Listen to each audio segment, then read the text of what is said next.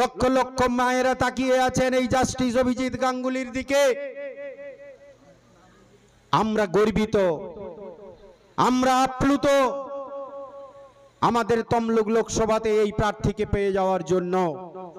আমাদের আজকে শপথ নিতে হবে, আমরা তমলুক লোকসভা থেকে তথা তমলুক বিধানসভা থেকে তথা উত্তর সোনাময়ী অঞ্চল থেকে তথা তমলুক মন্ডল 4 এর পক্ষ থেকে আমরা লিড দিয়ে জাস্টিস অভিজিৎ গঙ্গোপাধ্যায়কে আমরা জেতাবো এবং ভারতবর্ষের যশস্বী প্রধানমন্ত্রী নরেন্দ্র মোদীজির হাতে তমলুক লোকসভা থেকে একটা পদ্ম ফুল উপহার দেব। ভারতবর্ষের যশস্বী প্রধানমন্ত্রী 175 খানা যোজনা দিয়েছেন। ভারত সরকারের ব্যবস্থাপনায় 175টি যোজনা দিয়েছেন। সেই যোজনাগুলি কিন্তু সাধারণ গরিব মানুষের জন্য। আজকে ভারতবর্ষের গরিব মানুষের জন্য তিনি ছাদযুক্ত ঘর দিয়েছেন। প্রধানমন্ত্রী আবাস যোজনা, আপনারা প্রধানমন্ত্রী আবাস যোজনার মাধ্যমে ঘর পেলেন।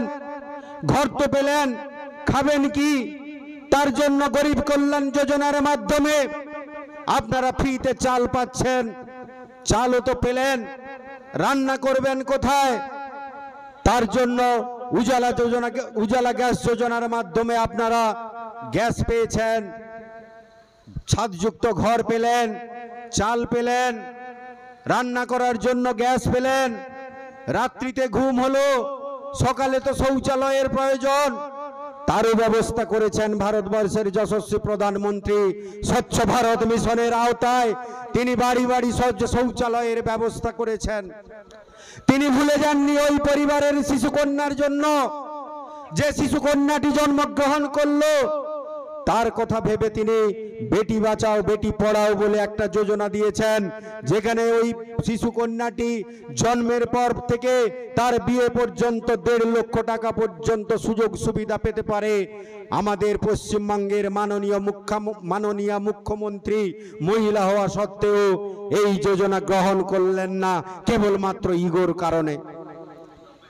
তিনি তার পরিবর্তনে যে যোজনাটি দিয়েছেন, একটা 3,000 3,500 টাকা একটা ভাঙা সাইকেল সবুজ সাথী, তারপর দিয়েছেন কন্যাশ্রী 1 কন্যাশ্রী 2, সব মিলে যদি আপনি হিসাব করে দেখেন 75 থেকে 80,000 টাকা, বাকি টাকা পুরো ঝেড়ে নিচ্ছেন উনি।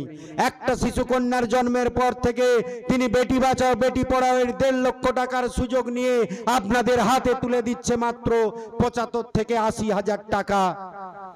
আমি মায়েদের বলবো, আপনারা কি 500 টাকা নিয়ে 1000 টাকা নিয়ে চুপ করে বসে থাকবেন? সমাজের পরিবর্তনে আপনাদের অগ্রণী ভূমিকা নিতে হবে, আপনাদের হাতে ঝাঁটা তুলে নিতে হবে, এদেরকে ঝেঁটিয়ে বিদায় করতে হবে। তাই পশ্চিমবঙ্গের মহিলাদের পথে নামতে হবে। শিশুকন্যা তো গেল ওই পরিবারে, ওই পরিবারে যদি বৃদ্ধ বৃদ্ধারা থাকেন তাদের কি হবে? তাদের কথা ভেবে ভারতবর্ষের প্রধানমন্ত্রী বার্ধক্য ভাতা দিয়েছেন। আজকে পশ্চিমবঙ্গের রাজ্য সরকার যে বার্ধক্য ভাতাগুলো দিচ্ছে সবই কেন্দ্রের টাকায় দেওয়া। আর বার্ধক্য ভাতার লাস্ট যে লিস্টটা বেরিয়েছে সেখানে আপনারা কি দেখেছেন? যাদের 80 বছর বয়স, যাদের 90 বছর বয়স, তাদের নাকি এখনো 60 বছর বয়স হয়নি। আর তৃণমূল যদি করেন, আপনার যদি 50 বছর বয়স হয় বা 55 বছর বয়স হয়, আপনার নাকি 60 বছর বয়স হয়ে গিয়েছে, আপনাদেরকে বার্ধক্য ভাতা দিচ্ছেন। যদি তৃণমূলের হন আপনি, যদি তৃণমূলকে আপনি টাকা দেন, আর বিজেপি যদি করেন, আপনার 90 বছর বয়স হলেও আপনার নাকি এখনো 60 বছর বয়স হয়নি। গরিব মানুষদেরকে প্রতারিত করছে। ভারতবর্ষের যশস্বী প্রধানমন্ত্রী ভুলে যাননি, ওই পরিবারটা যদি কৃষক পরিবার হয় তার জন্য কি করবেন? তার জন্য তিনি প্রধানমন্ত্রী কিষাণ সম্মান নিধির মাধ্যমে 6,000 টাকা দিচ্ছেন। এবং আমরা শুনতে পাচ্ছি ওই 6,000 টাকা নাকি খুব তাড়াতাড়ি 10,000 টাকাতে পরিণত হবে। ভারতবর্ষের প্রধানমন্ত্রী ওই পরিবারের জন্য ওই পরিবারে যদি কেউ প্রতিবন্ধী মানুষ থাকে তার কথা ভেবেও তিনি প্রতিবন্ধী ভাতারও ব্যবস্থা করেছেন।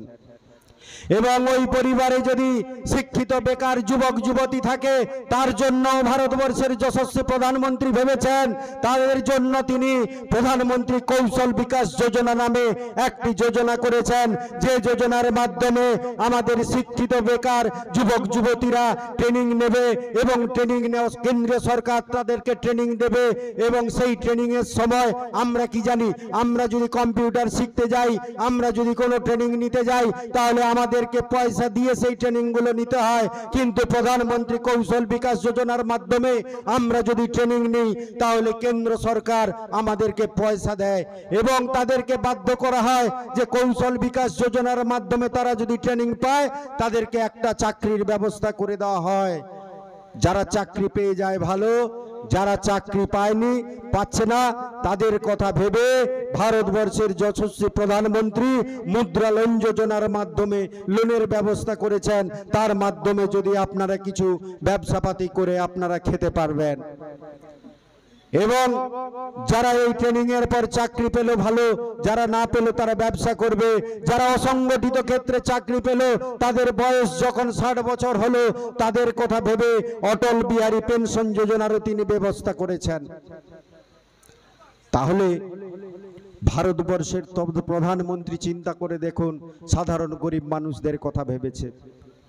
এবং তার সঙ্গে সঙ্গে তিনি এটাও ভুলে যাননি যে ওই পরিবারের যদি চিকিৎসার প্রয়োজন হয়, ওই পরিবারে যদি কোনো অসুস্থ কেউ হয়ে থাকে তাদের কথা ভেবে আয়ুষ্মান ভারত নামে বিশ্বের 1 নম্বর স্বাস্থ্য বীমা যোজনা দিয়েছেন, যে বীমা যোজনা আমাদের মাননীয় মুখ্যমন্ত্রী নেননি। তার বাদ সেটাকে পাল্টে তিনি করেছেন স্বাস্থ্য সাথী কার্ড। আর এই স্বাস্থ্য সাথী কার্ড নিয়ে যদি আপনি তমলুকে চিকিৎসা করতে যান আপনি বুঝে যাবেন কিভাবে মানুষকে ধাপ্পা দিচ্ছে। আপনি যদি অপারেশন করান তাহলে স্বাস্থ্য সাথীর কার্ড থেকে টাকা নিচ্ছে তো ঠিকই, আপনাদের পকেট থেকে 5,000, 10,000, 15,000, 20,000 টাকা পর্যন্ত নেওয়া হয়। আপনারা বলুন, আপনাদের যাদের স্বাস্থ্য সাথী কার্ড আছে আপনারা চিকিৎসা করতে গিয়েছেন, আপনাদের কাছ থেকে টাকা নেওয়া হয় না? নেওয়া হয়। আমরা পশ্চিমবঙ্গবাসী শুধু প্রতারিত বঞ্চিত, আমরা পশ্চিমবঙ্গবাসী শুধু প্রতারিত বঞ্চিত। আমরা দুর্নীতির আওতায় পড়ে আছি। পশ্চিমবঙ্গের দুর্নীতি এখন 1 নম্বর জায়গা দখল করেছে। এই পশ্চিমবঙ্গের সরকার এই দুর্নীতিকে শিল্পের মর্যাদা দিয়েছে। এই দুর্নীতিতে তৃণমূলের নিচতলা থেকে উপরতলা পর্যন্ত সকলেই জড়িত, একেবারে পা থেকে মাথা পর্যন্ত এই সরকারের সমস্ত নেতা নেত্রী এবং মন্ত্রীরা দুর্নীতির সঙ্গে যুক্ত, তা আপনারা সকলেই জানেন। নেতা নেত্রী মন্ত্রীদের বাড়ি থেকে কোটি কোটি টাকা উদ্ধার হচ্ছে, আর সেই টাকা কিভাবে গরিব মানুষকে দেওয়া হয় তা আমাদের ভারতবর্ষের যশস্বী প্রধানমন্ত্রী ফোন করে আমাদের যারা প্রার্থী হয়েছেন, রেখা পাত্র এবং কৃষ্ণনগরে যিনি প্রার্থী হয়েছেন তাদেরকে ফোন করে বলেছেন যে পশ্চিমবঙ্গ থেকে যে সমস্ত টাকা উদ্ধার হয়েছে তাকে কিভাবে ইউটিলাইজ করা যায় এবং তা কি করে সাধারণ মানুষদের ফেরত দেওয়া যায়। পশ্চিমবঙ্গে নারীদের অবস্থান এখন কি?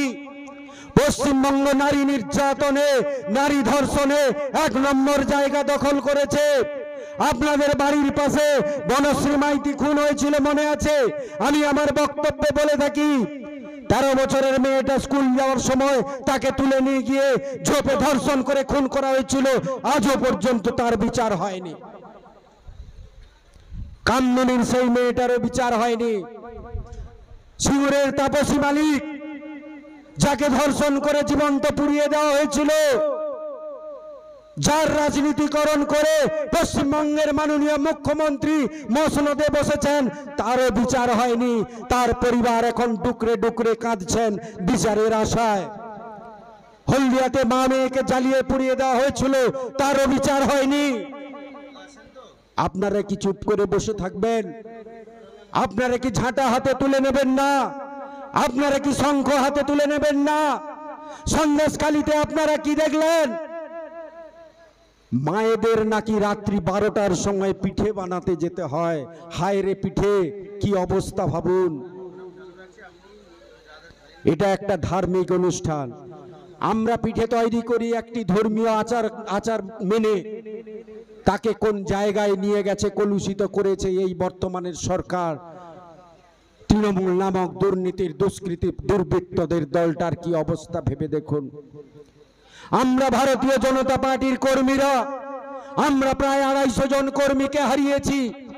আমাদের কর্মীদেরকে খুন করা হয়েছে। আমাদের যিনি প্রার্থী আছেন,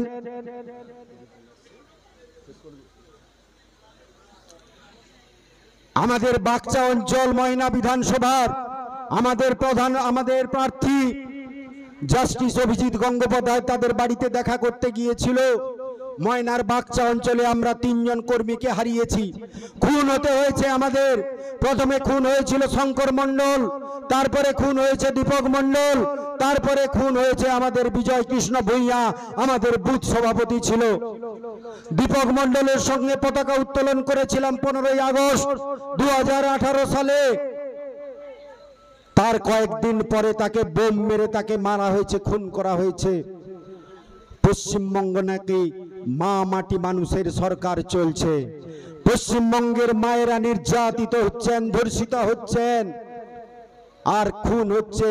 পশ্চিমবঙ্গের মায়েরা রক্তাক্ত ছেলেকে কোলে নিয়ে বুক চাপড়ে কান্না করছে তার ছেলেকে ফিরিয়ে পাওয়ার জন্য। আর পশ্চিমবঙ্গের মাটি রক্তাক্ত হচ্ছে, আর মানুষরা সেই দৃশ্য দেখে হাহাকার করছে। এই দুর্বৃত্তের সরকারকে আমাদেরকে ছুঁড়ে ফেলতে হবে। আমরা আজকের দিনে বলবো, কবির ভাষার পরিবর্তন করে আমাদের মার্কসিস্টরা ভাঙছিস ঘর বাড়ি, সে কথা কি জীবনে মরণে কখনো ভুলিতে পারি? আদিম হিংস্র মানসিকতার যদি আমরা কেউ হই, বিজেপি খনি এই তৃণমূলের চিতা আমরা জ্বালবই, চিতা আমরা জ্বালবই।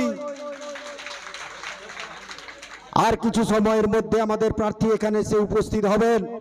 তাই আমি আমার বক্তব্য দীর্ঘায়িত না করে আমি প্রত্যেককে আবার অভিনন্দন জানিয়ে এবং ভারতীয় জনতা পার্টির প্রার্থী প্রাক্তন বিচারপতি অভিজিৎ গাঙ্গুলকে আমরা তমলুক লোকসভা থেকে 3 লক্ষেরও বেশি ভোটে জয়ী করব, সেই প্রতিজ্ঞা নিয়ে আমি আমার বক্তব্য শেষ করলাম। বন্দে মাতরম।